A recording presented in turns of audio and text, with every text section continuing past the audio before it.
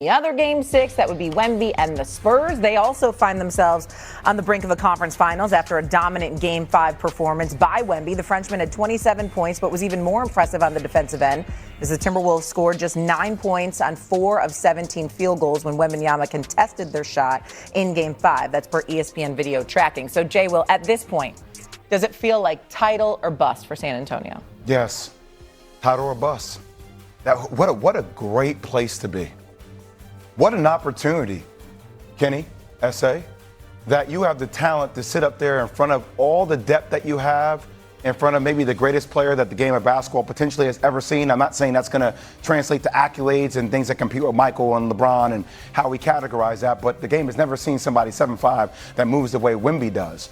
And the reason why it's title or bust for me, guys, is Dan Campbell said something a couple of years ago when they faced the 49ers in the NFC Championship game.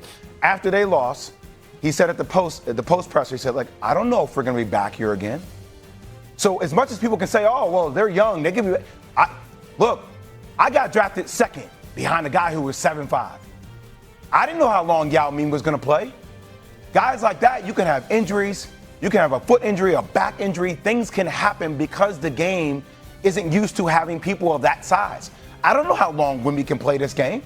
So, look, you hope that they have multiple knocks at the door. That's what any basketball fan will want. That's what all of us will want. That's what the NBA will want, frankly, because you want to see Wemby because of his size and his skill set and because how polarizing he is to watch in person and on TV, to be in multiple Western Conference Finals and NBA championships.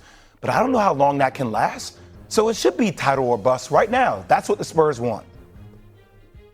They can want it, but I think that it's a bit unfair to label it title or bust for a team that we didn't have championship expectations for coming into this season. We thought they would be good. We didn't know they would be this good. And because of their youth. You thought that. Well, a lot of people did. You're right. I was one of those people, but a lot of people did. I wasn't alone. A vast majority of folks were not talking about the San Antonio Spurs on that level. They considered them a year away or two because of their youth, not because of their talent. And so to see Mitch Johnson coaching his butt off, being one of the great young coaches in the game, to see Castle and Vassell and Harper, Ron Harper's got to be very, very proud watching his son play, because Dylan Harper can ball, make no mistake about it. All right, to watch that and his growth and his maturation take fold, to see De'Aaron Fox still doing what he's capable of doing, etc. You're looking at the San Antonio Spurs, and certainly there's championship expectations now because we recognize the greatness of Wembanyama is unparalleled. We haven't seen anything like this before. All true, but that's not what we anticipated coming into this season. So I think they're ahead of schedule. They're championship contenders. We all know it. The likelihood is that they will be in the conference finals because we expect them to win one of these potentially next 2 games against the Minnesota Timberwolves and getting to the conference finals. And if you were to lose to the Oklahoma City Thunder, the reigning defending NBA champions, there's certainly no shame in that because we see what's coming forth down the road. I understand what your point is. They're there now. I get it. I'm just saying if they get to the conference finals and lose to OKC, I am not going to call this season a bust for the San Antonio Spurs. They've had a very, very successful season if they get to the conference finals.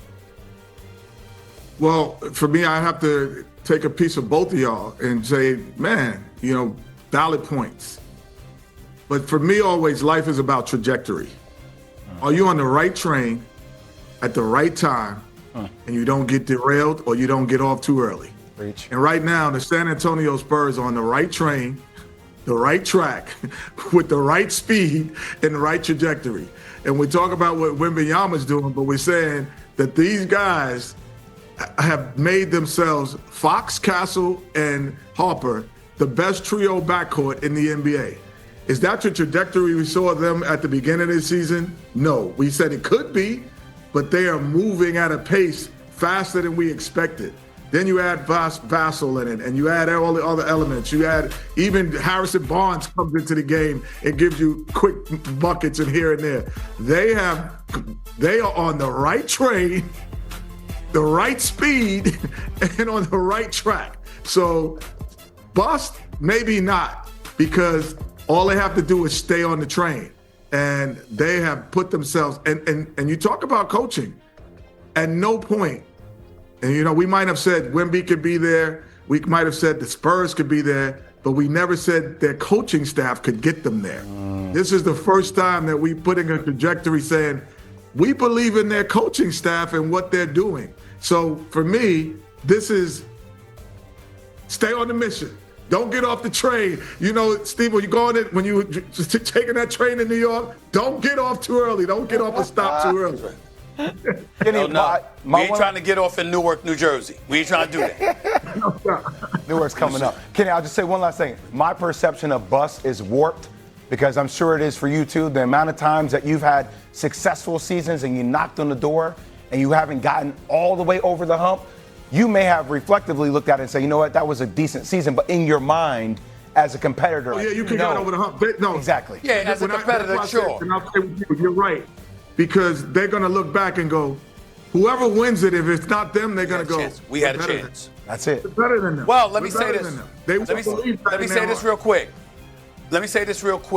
Beyond this year, I think you could say title the bus with the personnel that they have, the coaching that they have, and the experience they will have acquired with this run. But the one other important thing to mention is this.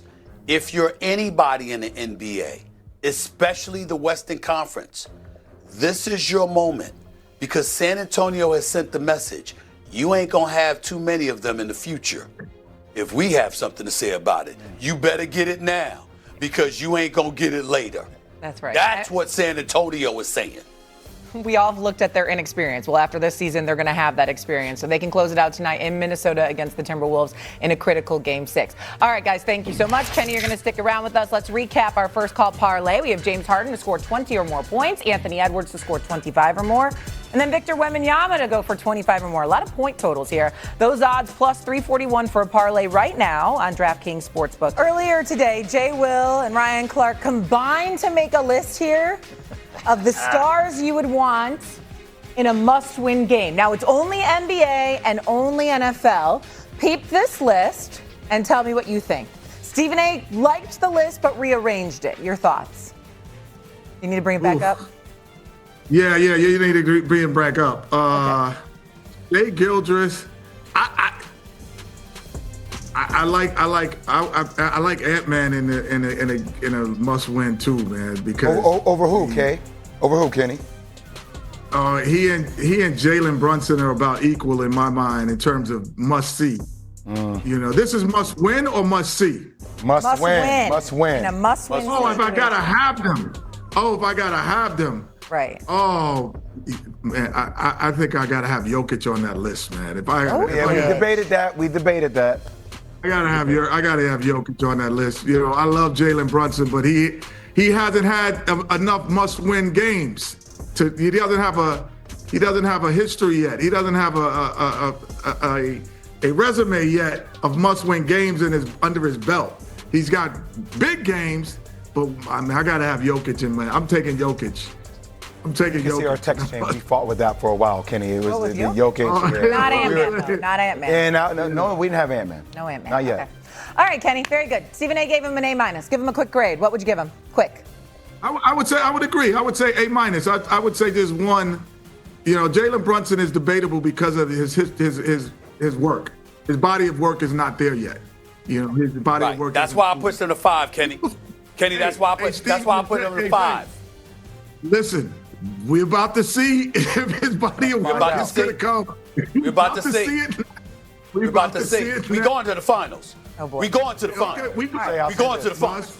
Must-win game. There will be a lot of must-win games next round. If I'm in the class or the school of Stephen A. Smith Academy and I'm an A student, I'm happy. You're happy? Life is good. Okay. There you go. All right. We'll go to the Knicks a little bit later on. Hey, fellas. Kenny, Jay. I approve that man. I think that's 5. I'm keeping a tally of those today since he's in D.C. Okay, we'll go to